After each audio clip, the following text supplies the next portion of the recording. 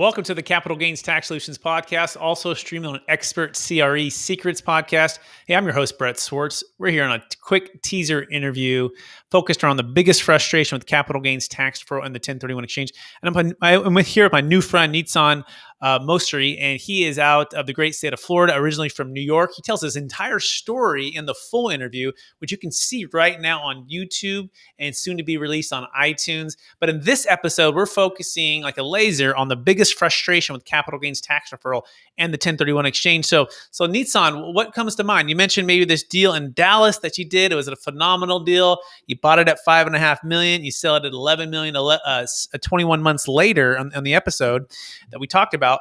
But then there was this big tax. So what happened and what was the frustration and why? So the frustration was that we wanted to do a 1031 exchange, but a couple of the investors decided not to.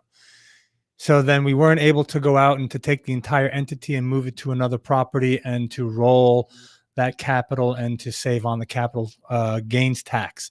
So that's pretty frustrating. And in today's market as well, with low inventory and a lot of people coming into the market wanting to buy, you have such a short time frame to do that 1031. You know, when you close on a property, you only have 45 days to find your next project, and then you have 180 days to close on it. But to find a good asset to buy in such a tight market today is really frustrating and nail biting.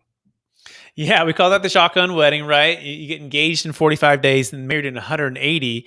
And now we have a solution for that. It's called the Deferred Sales Trust. In fact, there's one gentleman who in 2006, he saw the writing on the wall. He's in Minnesota, Nitzan, and he's worth about $250 million. He hates the stock market. He just prints money in commercial real estate.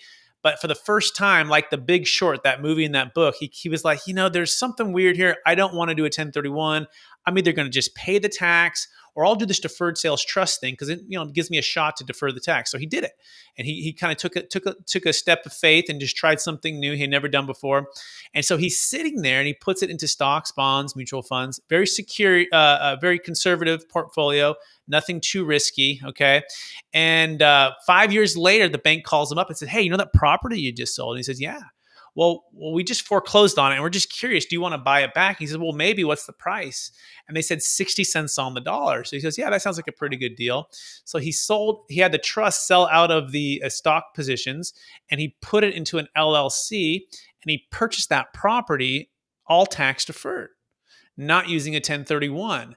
And when I heard that story, like most folks said, well, that's too good to be true. And like, no, he's done it. He's worth about $500 million now, and he keeps doing these deals. He just did another one for over $100 million.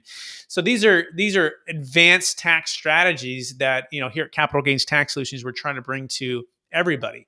Commercial real estate brokers, syndicators, operators. And so you can go to capitalgainstaxsolutions.com to learn more about that. And for listeners who want to get in touch with you, Nitzan, and find out how you're doing brokerage in South Florida, how you're buying and syndicating deals and doing coaching, what's the best place for them to connect with you?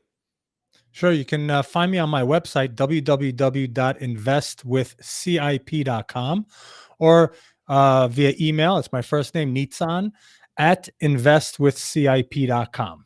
Perfect. Thanks so much, Nitzan. And everyone, look for the full interview live right now.